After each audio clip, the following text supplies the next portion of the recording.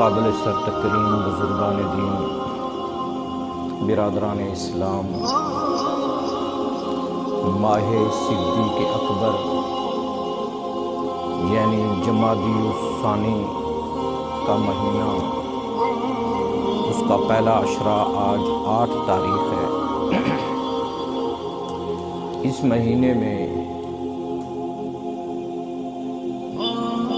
حضرت سیدنا ابو بکر صدیق رضی اللہ تعالی عنہ کی وفات اور وصال ہے۔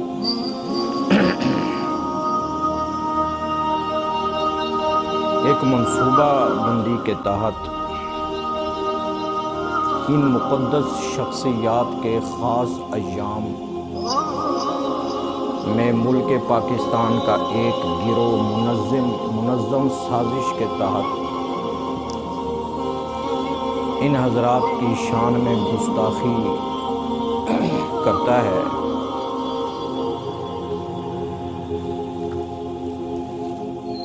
اسلام اللہ تعالیٰ کا پسندیدہ دین ہے۔ انسانیت کی فلاح، نجات اور کامیابی کے لیے اللہ تعالیٰ نے عطا فرمایا ہے۔ 14 صدیاں گزرنے کے بعد بھی آج پوری آب و تاب پائندگی کے ساتھ قائم اور دائم ہے۔ شیطانی طاقتیں ہر دور میں اسلام کو مٹانے کی کوششیں کرتی چلی آئی ہیں، لیکن اتنے 100 سال گزرنے کے باوجود بھی اسلام قائم اور دائم ہے۔ شیطانی طاقتیں مٹ چکی ہیں، مٹ رہی ہیں، مٹ جائیں گی۔ اسلام زندہ تھا، زندہ ہے، زندہ رہے گا اور اسی طرح قائم اور دائم رہے گا۔ اسلام کی سچائی کی دلیلوں میں سے ایک بہت بڑی دلیل یہ بھی ہے کہ اگر اسلام اور دین جھوٹا ہوتا تو کب کا مٹ چکا ہوتا، لیکن اسلام اور دین سچا اور حقیقی دین ہے، اس لیے اس کی حفاظت کا ذمہ بھی خود اللہ تعالیٰ نے اٹھایا ہے۔ آج کا زمانہ میڈیا کا دور ہے، social media, print media, electronic media. جب سے یہ سوشل میڈیا کا دور ہوا ہے تو اس دور میں 2 فتنے بڑی تیزی کے ساتھ اس سوشل میڈیا کے ذریعے پھیل رہے ہیں۔ ایک فتنہ رافضیت ہے اور دوسرا فتنہ خارجیت ہے۔ رافضیت وہ فتنہ ہے جو صحابہ کرام کو برا بھلا کہتا ہے، اور صحابہ کے جو مقام اور درجے قرآن مجید میں اللہ تعالیٰ نے بیان فرمائے ہیں وہ ان صحابہ کی عظمت کا انکار کرتے ہیں۔ اس فتنے کو منکرین اصحاب رسول، اس فتنے کو فتنہ رافضیت کہا جاتا ہے۔ ایک دوسرا فتنہ ہے فتنہ خارجیت۔ خارجیت وہ فتنہ ہے جو اہل بیت کرام رضوان اللہ تعالی علیہم اجمعین کی شان میں گستاخی کرتے ہیں۔ اہل بیت کا جو مقام اور مرتبہ اللہ نے بیان کیا ہے اس میں کمی کرتے ہیں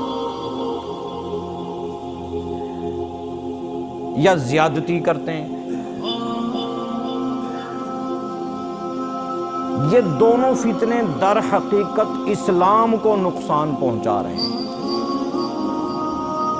جو فتنہ صحابہ کرام کی شان میں گستاخی کرتا ہے در حقیقت وہ بھی اسلام کو نقصان پہنچا رہا ہے، اور جو اہل بیت رضوان اللہ تعالی علیہم اجمعین کی بے ادبی اور گستاخی کرتا ہے وہ بھی حقیقت میں نقصان اسلام کو پہنچاتا ہے۔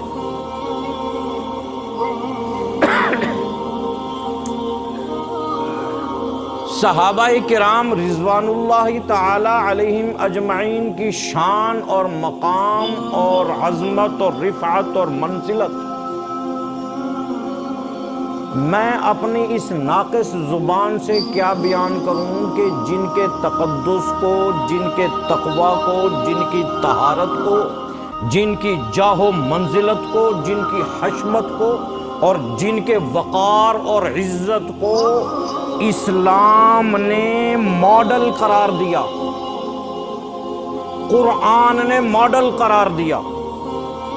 فرمایا فَإِنْ آمَنُوا بِمِثْلِ مَا آمَنْتُمْ بِهِ فَقَدْ اهْتَدَوْا۔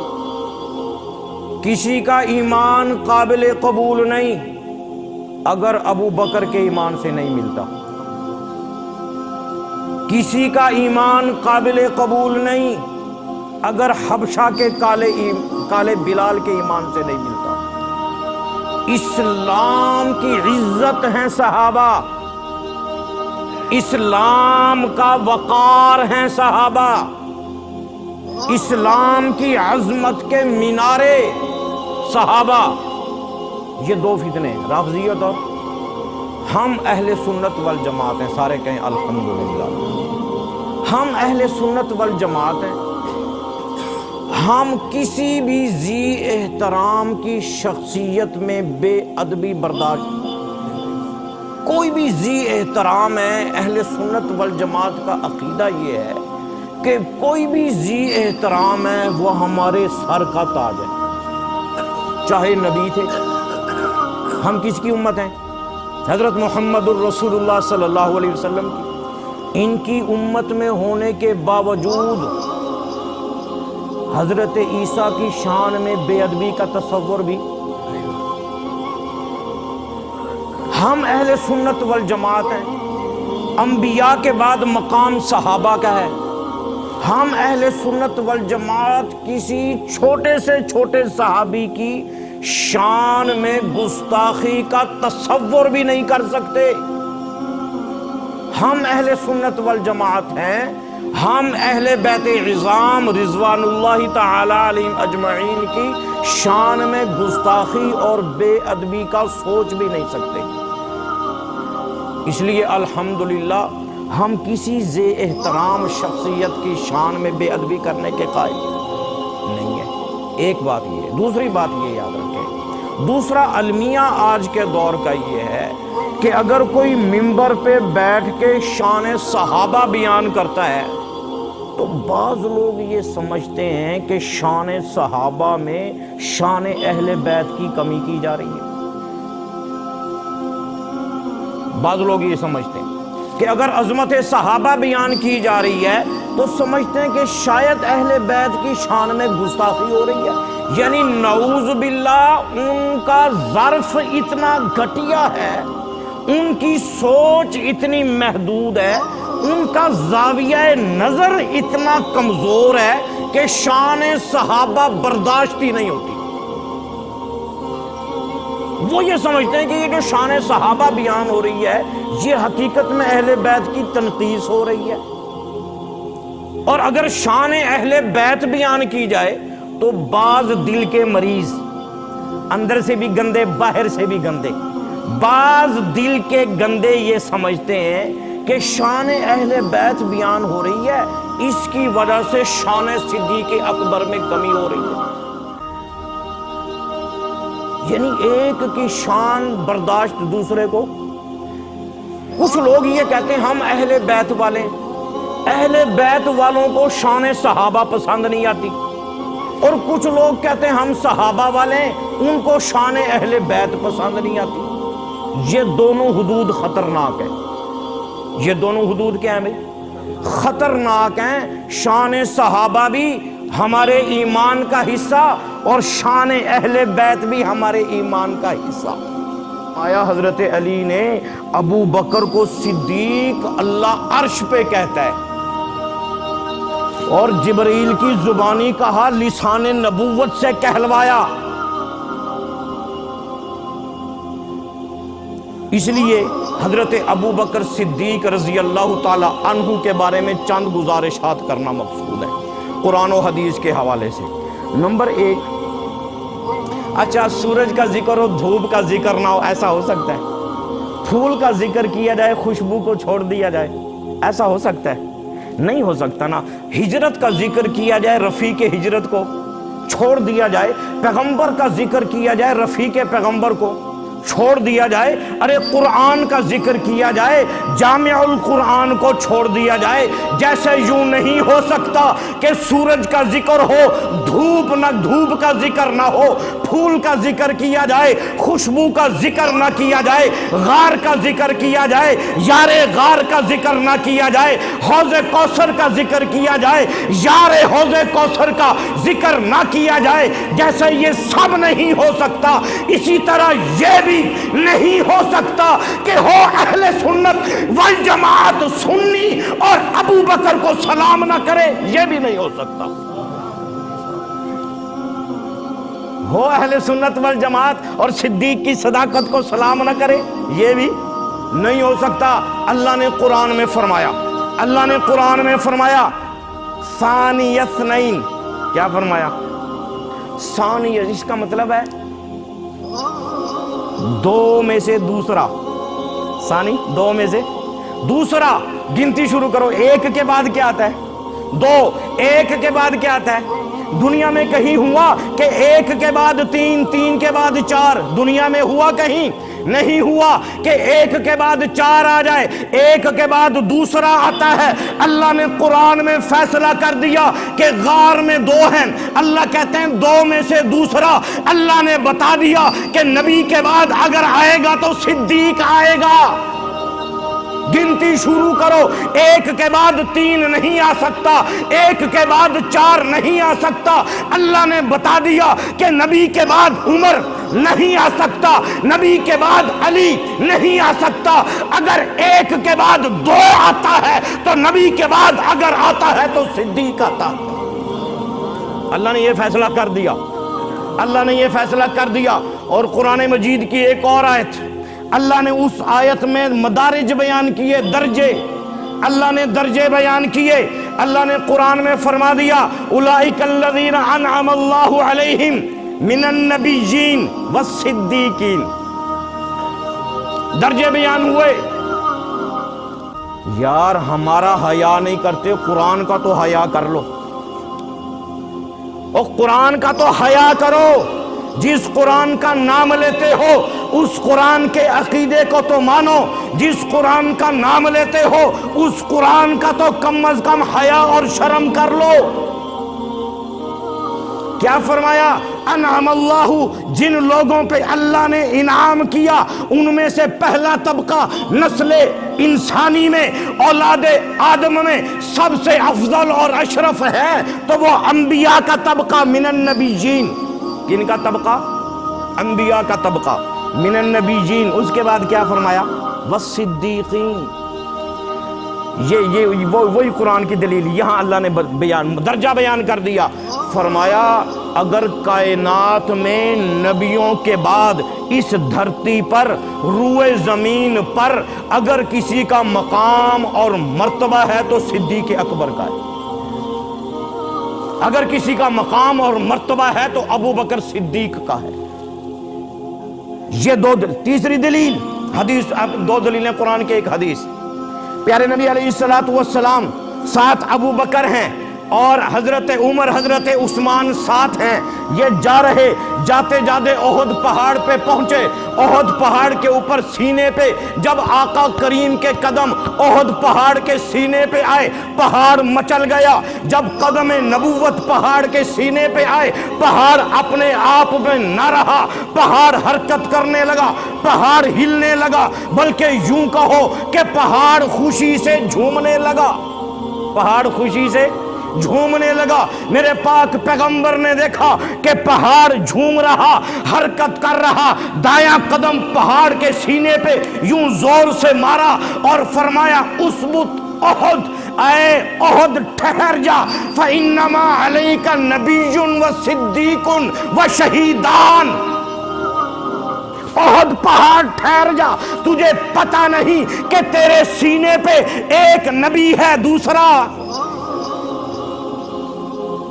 فرما دیا کہ جیسے ایک کے بعد دو آتا ہے، نبی کے بعد آتا ہے تو صدیق آتا ہے۔ قرآن میں مدارج بیان کیے کہ پہلا مرتبہ نبیوں کا ہے، اگر ان کے بعد کوئی آتا ہے تو صداقت اور صدیق آتا ہے۔ اور احد پہاڑ پہ قدم مبارک مار کے بتا دیا کہ یہاں بھی اگر نبوت کے بعد صحرا کسی کو سجتا ہے تو صدیق اکبر کو سجتا ہے۔ فرمایا خبردار فَإِنَّمَا عَلَيْكَ نَبِيٌّ وَصِدِّيقٌ وَشَهِيدان۔ اے احد پہاڑ ٹھہر جا، تجھے پتہ نہیں تجھ پہ ایک نبی ہے، ایک صدیق ہے، دو شہید ہیں۔ دو کیا ہیں؟ شہید ہیں۔ اور سنو، پیارے نبی علیہ السلام نے حضرت ابوبکر صدیق تاجدار خلافت کون؟ میں کہوں گا تاجدار خلافت، آپ نے کہنا ہے صدیق۔ ذرا زنگ اترے گا، کیا اترے گا؟ زنگ اترے گا۔ بڑا عرصہ ہو گیا ہے، بڑا عرصہ ہو گیا ہے سوشل میڈیا پہ غلط روایات پڑھتے ہوئے، بہت عرصہ گزار دیا ہے فیس بک مفتی سے فتوے لیتے ہوئے۔ خدا کے لیے گوگل کو مفتی نہ سمجھیں، اس گوگل کو مفتی نہ سمجھیں۔ مسئلہ سرچ مارو صحیح، مسئلہ آ گئے۔ ہاں، اس فیس بک کے پیچھے کلر خوبصورت لگے ہوئے، اس فیس بک کی پشت پہ ڈیزائننگ بڑی خوبصورت ہے، اوپر حدیث لکھ دی ہے، حوالہ بخاری کا دے دیا ہے۔ قسم بخدا میں نے ایسی بہت سی فیس بک کی روایتیں دیکھی ہیں کہ حدیث دے کے حوالہ بخاری کا دے دیا، بخاری میں حدیث موجود ہی نہیں ہے۔ فیس بک پہ دین نہ سیکھو، اور گوگل کو مفتی نہ سمجھو۔ بہت سے فیس بک کے پیج ایسے بھی ہیں جو صرف یہ نہیں کہ مسلمان، غیر مسلموں نے قرآن کے ترجمے لکھ کے فیس بک پہ چھوڑے ہوئے، کافروں نے حدیثیں فیس بک پہ چھوڑی ہوئی۔ کیوں؟ مسلمانوں کے ذہن کو خراب کیا جائے، مسلمانوں کے دماغ میں فطور ڈالا جائے۔ بڑا عرصہ ہو گیا ہے فیس بک پہ مفتی بنتے بنتے، آج ذرا نعرہ لگ جائے تاکہ دل سے زنگ اترے۔ تاجدار خلافت کون؟ زور سے تاجدار خلافت کون؟ تاجدار امامت کون؟ تاجدار کرامت کون؟ تاجدار ولایت کون؟ تاجدار شرافت کون؟ تاجدار طہارت کون؟ تاجدار نفاست کون؟ ہاں، ہائے ہائے سبحان اللہ، تاجدار خلافت۔ یہ خلافت کا تاج یہ کسی ایرے غیرے نے حضرت ابوبکر کو نہیں پہنایا۔ قرآن اٹھاؤ، قرآن کہتا ہے وعد اللہ الذین آمنوا منکم وعملوا الصالحات لیستخلفنہم فی الارض۔ اللہ نے قرآن میں کہا، اللہ کہتا ہے میں وعدہ کر رہا، وعد اللہ۔ کس نے وعدہ کیا؟ اللہ نے۔ وعد اللہ وعدہ کر رہا ہے۔ ان الفاظ کا زور دیکھیں، اللہ یہاں اپنا، بعض اوقات قرآن مجید میں اللہ نے اپنا نام نہیں لیا بلکہ ضمیر اپنی ذکر کر کے اشارہ اپنے نام کی طرف۔ بہت سی جگہ قرآن مجید میں یوں بھی ہے کہ اللہ نے اپنا نام نہیں لیا، صرف ضمیر ذکر کی، اشارہ اپنی طرف کر دیا۔ بہت سے مقامات پہ یوں بھی ہوا کہ اللہ نے اپنا اصلی حقیقی نام اللہ ذکر نہیں کیا بلکہ پورے اللہ کو ختم کر کے اپنے صفاتی نام کو بھی ختم کر کے صرف واو ذکر کر دی کہ واو اللہ کی قسم کے لیے ہے، جیسے والفجر کہہ دیا، والضحیٰ کہہ دیا، واللیل کہہ دیا۔ لیکن یہاں اللہ نے اپنا صفاتی نام بھی نہیں، اپنا نام محذوف کر کے واو بھی نہیں، اپنا حقیقی نام کی ضمیر بھی نہیں، اپنا پورا نام ذکر کر کے وعدہ کیا کہ 14 صدیوں کے بعد گندی نالی سے جنم لینے والا کوئی گندا کیڑا ابو بکر کی خلافت پہ اعتراض نہ کر سکے۔ پورا نام ذکر کیا، وعد اللہ۔ اللہ کہتا ہے خبردار، شک مت کرنا۔ اللہ وعدے کے بغیر بات کر دیتا، یقین تھا یا نہیں تھا؟ اللہ کو وعدہ کرنے کی ضرورت نہیں۔ اللہ نے اللہ وعدے کے بغیر کہہ دیتا، لیکن اللہ نے وعدہ کیا تاکہ سنیوں کو پتا چلے کہ ابو بکر کو خلافت کسی ایرے غیرے نے نہیں، خود خدا نے عطا کی ہے۔ فرمایا وعد اللہ، اللہ وعدہ کر رہا ہے۔ الفاظ کا زور دیکھیں، الفاظ کی طاقت دیکھیں، آیت کا ردھم غور کریں، آیت کا طاقت کو دیکھیں آپ۔ اللہ کہتا ہے وعد اللہ، اللہ وعدہ کر رہا ہے۔ اللہ کیا کر رہا ہے؟ وعدہ کر رہا ہے کیا؟ الذین آمنوا منکم وعملوا الصالحات، ایمان سب سے بڑھ کر کس کا؟ ابو بکر کا۔ پھر حضرت علی یاد آ گئے، کہو زور سے سبحان اللہ۔ پھر اہل بیت کی حدیث یاد آ گئی، ابو بکر کی قدر و منزلت پہ حضرت علی کیا کہتے ہیں؟ حضرت علی فرماتے ہیں لو وزینا ایمان ابی بکر بی ایمان اہل الارض لرجح بہا۔ حضرت علی فرماتے ہیں کہ اگر ساری دھرتی کے مومنوں کے ایمان کو اکٹھا کر لیا جائے۔ ایک صحابی ہیں حضرت عبداللہ ابن مسعود، کیا ہیں؟ بالکل کمزور سے صحابی تھے، یہ ٹانگیں بڑی کمزور تھی نا، یہ ٹانگیں بڑی پتلی تھی۔ ایک دن درخت پہ چڑھے ہوئے صحابہ اور حضور علیہ السلام عصر کے بعد گزرے، یہ حضرت عبداللہ ابن مسعود درخت پہ نہ چڑھ کے کچھ پھل توڑ رہے تھے، یہ پتلی پتلی ٹانگاں نظر آ رہی تھیں۔ صحابہ نے مذاق کیا، صحابہ نے عرض کیا یا رسول اللہ رجلہ کرجل الدیک، یا رسول اللہ عبداللہ ابن مسعود کی ٹانگیں دیکھیں یوں ہیں جیسے مرغی کی ٹانگیں ہوتی ہیں۔ جیسے کس کی ٹانگیں؟ مرغی کی ٹانگیں۔ پیارے نبی علیہ السلام نے عبداللہ ابن مسعود کو دیکھا، مسکرائے، فرمایا اس کی ٹانگیں نہ دیکھو، اس کا ایمان احد پہاڑ سے بھی زیادہ مضبوط ہے۔ اس عبداللہ ابن مسعود کا بھی ایمان ایک پلڑے میں 1,44,000 صحابہ کا ایمان بھی اسی پلڑے میں، دنیا کے غوث کتب ابدال کلندر سب کا ایمان اسی پلڑے میں، اولیاء فقہا محدثین مفسرین کا ایمان بھی اسی پلڑے میں۔ مرد کلندر حضرت علی فرماتے ہیں یہ ایک پلڑا، ایک طرف ابو بکر کا ایمان، ایک طرف فرمایا سب سے بڑھ کر ابو بکر کا ایمان۔ سمجھتا ہے اس تعصب کی عینک کو اتار، صحابہ کے بغض کے پردے آنکھوں سے اتار، قرآن کی روشنی میں پڑھ کہ میرا پیغمبر ابو بکر کو کھڑا کہاں کر کے گیا ہے۔ 50 روپے کی تاریخ کے کتاب پہ ایمان نہ بیچ، 100 روپے کی تاریخ کی کتاب پہ اپنے ایمان کا سودا نہ کر۔ صحابہ کو سمجھنا ہے، تاریخ کے آئینے میں نہیں، قرآن کے نور میں صحابہ کو سمجھ۔ تاریخ پڑھ کے صحابہ کو سمجھے گا گمراہ ہو جائے گا، تاریخ پڑھ کے صحابہ کو سمجھنے کی کوشش کرے گا، صحابہ کے بارے میں غلط نظریات تیرے ذہن میں پرورش پائیں گے۔ یہ میرا جملہ نہیں، حضرت مولانا جمشید سارے کا رحمت اللہ علیہ رائے گنج کے شیخ الحدیث کا جملہ ہے۔ مولانا طارق جمیل صاحب نہیں فرماتے تھے میں نے تاریخ صحابہ پڑھی تو میرے دل میں اندھیرے پیدا ہو گئے، کہتے ہیں کئی ہزار حدیثیں بھول گیا۔ منکرین صحابہ کو حدیثیں یاد کیوں نہیں ہوتی؟ اندر اندھیرے ہیں اندھیرے، اندر اندھیرے ہیں اندھیرے، اندر ظلمتیں ہی ظلمتیں ہیں۔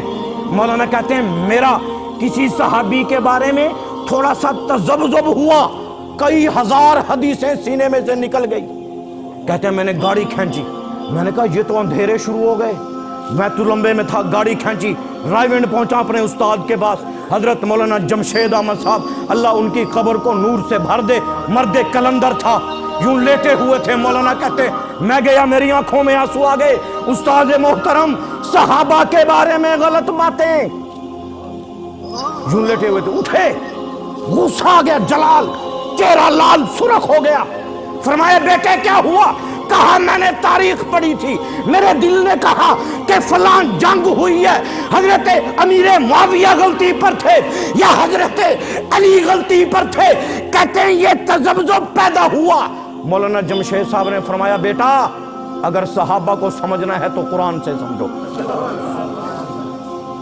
صحابہ کو سمجھنا ہے تو قرآن سے سمجھو. قرآن نے رضی اللہ عنہم ورضوا عنہ کا تمغہ لگا دیا ہے. صحابہ نے اولئک هم الفائزون کا صحرا صحابہ کے سروں پر سجا دیا ہے. قرآن نے اولئک هم الراشدون صحابہ کے سینے میں اتار دیا ہے. قرآن نے سینہ کیا بیان کیا صحابہ کا؟ اللہ کہتا ہے اولئک الذین امتحن اللہ. شاہ جمال والو خبردار، شاہ جمال والو خبردار، اللہ نے صحابہ کے دلوں کا امتحان لیا. کس نے لیا؟ ہاں، کسی دنیا کی کسی یونیورسٹی میں امتحان نہیں ہوا. اللہ نے عرش سے فیصلہ اتارا. اولئک الذین امتحن اللہ. اے شاہ جمال کے لوگوں یاد رکھنا، صحابہ کا بغض لے کے مت مر جانا. اے شاہ جمال کے لوگوں یاد رکھنا، کسی صحابی کی شان میں بے ادبی کر کے مت مر جانا. اولئک الذین امتحن اللہ. میں نے ابو بکر کا سینہ کھولا، سینہ کھول کے اس کا امتحان لیا. میں نے ابو بکر کے دل میں سوائے تقوی کے کچھ نہیں پایا. خبردار، اپنا ایمان تاریخ پہ مت بیچ دینا.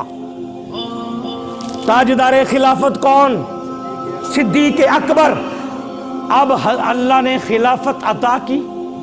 اب سمجھیں، حضرت ابو بکر صدیق کو خلافت یہ منشائے خداوندی ہے. یہ کیا ہے؟ منشائے خداوندی ہے. حضرت ابو بکر کو پہلا خلیفہ اللہ نے بنایا ہے، اور اللہ نے بنا کے قرآن میں کہہ دیا. اب کوئی کہے میں تو نہیں منے دا. وہ کس پہ اعتراض کر رہا ہے؟ ابو بکر پہ. کس پہ اعتراض کر رہا ہے؟ قرآن پہ اعتراض کر رہا. اگر کہے نہیں دلائل دیکھیں گے، اگر کہے نہیں ہم تجزیہ کریں گے، اگر کوئی کہے نہیں ہم بحث مباحثہ کریں گے، اگر کوئی کہے نہیں ابو بکر کی خلافت کے لیے ہم تاریخ کا سہارا لیں گے. ایمان والا کون ہے جو تاریخ کو ٹھوکر پہ رکھتا ہے اور یہ نعرہ لگاتا ہے کہ ابو بکر خلیفہ بلا فصل ہے؟ ابو بکر خلیفہ ہے. پہلا خلیفہ کون ہے؟ دماغم مست کلندر کہنا پہلا نمبر. ہاں، قوالیاں سن کے ایمان بگاڑ دیتے ہو. قوالیوں پہ ایمان بکا ہوا ہے. دماغم مست کلندر علی دا پہلا نمبر. ہاں لگاؤ نعرہ دماغم مست کلندر صدیق دا پہلا نمبر. اسے عقیدہ سمجھو، اپنے دل کے اندر جگہ دو. دوسری بات سمجھو، تاجدار امامت کون ہے؟ ابو بکر صدیق. تاجدار امامت کون ہے؟ حضرت ابو بکر صدیق. عشاء کی نماز ہے. کون سی نماز ہے؟ بخاری شریف میں بھی حدیث ہے، ترمذی میں بھی حدیث ہے، سنن ابن ماجہ میں بھی ہے، بہت سی حدیث کی کتابوں میں یہ حدیث ہے. اور روایات کے الفاظ مختلف ہیں، اسناد اختلاف کی وجہ سے مضمون سب کا ایک ہی ہے. عشاء کی نماز کا وقت اذان ہو چکی ہے. صحابہ کرام انتظار میں مسجد نبوی میں تشریف فرما ہے.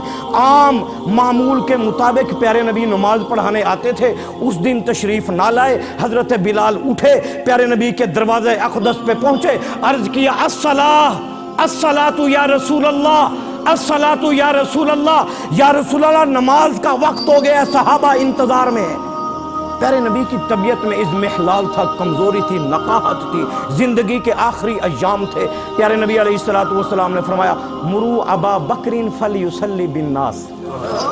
سبحان اللہ. کیا یار، مروا ابا بکر فلیصلی بالناس. ابو بکر سے کہو میرے مصلی پہ کھڑے ہو کے نماز پڑھائے. حضرت امی عائشہ بھی وہیں بیٹھی تھی.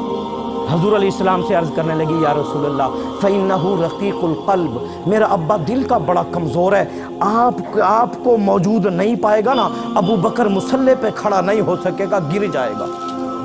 سوز صدیق دیکھ یار، محبت صدیق کا اندازہ کر، ادب صدیق کو تول. اگر تیرے پاس دنیا میں کوئی ترازو ہے، خدا پاک کی قسم دنیا میں آج تک وہ ترازو ہی نہیں بنا کہ جس میں ابو بکر کے پیار کو تولا جا سکتا. حضرت عائشہ نے عرض کی یا رسول اللہ میرا ابا بڑا کمزور ہے، آپ کے مصلی پہ غیر موجودگی میں نہیں کھڑا ہو سکے گا، آپ کسی اور سے کہہ دیں. ابو عمر بڑا سخت ہے، عمر بڑا قوی ہے، عمر سے کہیں نماز پڑھا دے. پیارے نبی علیہ السلام کی پھر آنکھ کھلی، فرمایا مرو ابا بکر فلیصلی بالناس.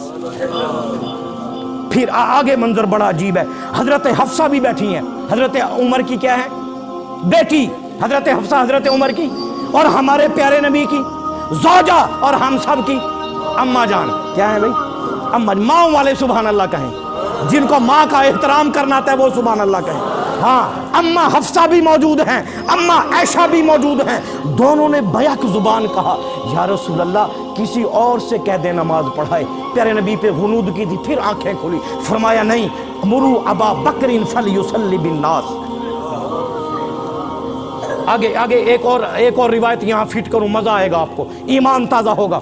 ایک روایت میں آتا ہے حضرت عمر مصلی پہ کھڑے ہو گئے، حضرت عمر نے کھڑے ہو کے اللہ اکبر کہہ دیا، اللہ اکبر کہہ دیا، مسجد نبوی کے منبر سے آواز پیارے نبی کے حجرے میں پہنچی، آنکھ کھلی، پہچان گئے کہ آواز یار کی، آواز یار کی، ہاں یہ اسے کہتے ہیں پیار، آواز یار نہیں ہے۔ پیارے نبی علیہ الصلوۃ والسلام نے زور سے پکارا، فرمایا لا لا لا یعب اللہ، نہیں نہیں نہیں، اللہ ابو بکر کے سوا کسی کو میرے مصلی پہ دیکھنا ہی نہیں چاہتا۔ فرمایا نہیں، اقامت تکبیر ہو چکی، نیت بند چکی، فرمایا نہیں، ابو بکر کو پیچھے کرو، عمر کو پیچھے کرو، ابو بکر کو آگے کرو۔ اندازہ کریں اب بھی اعتراض ہے، اب بھی اعتراض ہے۔ حضرت علی رضی اللہ تعالیٰ عنہ امیر 17 نمازیں پڑھائی پیارے نبی کی زندگی میں، کس نے؟ ایک نماز میں تو پیارے نبی خود تشریف لے آئے تھے، ابو بکر جماعت کرا رہے تھے۔ ابو بکر نے محسوس کیا، جب اندر سے دوستی ہو نا اندر سے، پھر محسوسات بھی بڑا کام کرتی ہیں۔ ابو بکر نے محسوس کیا کہ میرا یار آ گیا ہے، یوں نماز میں پیچھے ہٹنے لگے۔ پیارے نبی علیہ الصلوۃ والسلام نے فرمایا مکانک یا ابا بکر، مکانک یا ابا بکر، مکانک یا ابا بکر، اے ابو بکر نہیں، اپنی جگہ پہ کھڑا رہ۔ اس کا خطیبانہ ترجمہ کروں؟ سبحان اللہ کہو، پھر ترجمہ سنو، ترجمہ مکانک یا ابا بکرین۔ پیارے نبی نے فرمایا اے ابو بکر، آج میں تجھے دیکھنے نہیں، آج میں ان کو دیکھنے آیا ہوں جو تیری امامت کے منکر ہیں۔ میں دیکھتا ہوں کون میرے ابو بکر کے پیچھے نماز نہیں پڑھتا۔ امیر نماز دین کا کیا ہے؟ حضرت اسامہ باہر گئے ہوئے تھے، جس دن ابو بکر کی بیعت ہو رہی تھی دوڑے دوڑے آئے، علی کے پاس گئے، اے علی کیا تو نے بھی ابو بکر کی بیعت کر لی؟ حل بات یا علی، اے علی کیا تو نے حضرت ابو بکر کی بیعت کر لی؟ حضرت علی کہتے ہیں میں تجھے کیا بتاؤں، ابو بکر جب منبر پہ بیٹھا صحابہ بیعت کرنے کے لیے یوں ٹوٹ پڑے جیسے شہد کی مکھیاں شہد کے چھتے کی طرف دوڑتی ہیں۔ کہتے ہیں پھر علی کہتے ہیں میں نے بھی ابو بکر کے ہاتھ پر بیعت کر لی، میں نے بھی ابو بکر کے ہاتھ پر بیعت۔ آگے جملہ سنیں ابو بکر کا، علی کا۔ حضرت علی کہتے ہیں کہ پیارے نبی پورے دین کا ستون کیا ہے؟ نماز۔ حضرت علی کہتے ہیں کہ پیارے نبی نے پورے دین کے ستون نماز میں امام ابو بکر کو پیارے نبی نے بنایا، علی نے دنیا کا بھی امام ابو بکر کو بنا لیا۔ اب جو حضرت علی کا نام لیتے ہیں اور باتیں دوسری کرتے ہیں، غیروں سے کہا تم نے، غیروں سے سنا تم نے، کچھ ہم سے کہا ہوتا کچھ ہم سے سنا ہوتا۔ تجھے پتہ ہی نہیں ہے کہ شان ابو بکر کتنی بلند ہے، اس لیے کبھی بھی کمپرومائز نہیں۔ نبیوں کے بعد سب سے اونچا مقام کس کا؟ ابو بکر کا۔ اس عقیدے کو مضبوط کریں۔ یہ پورا مہینہ شان ابو بکر صدیق ہے، پورا مہینہ کیا ہے بھائی؟ شان ابو بکر صدیق ہے۔ اللہ تعالی ہم سب کو حضرت ابو بکر کی قدر و منزلت اور شان پر عمل کی توفیق نصیب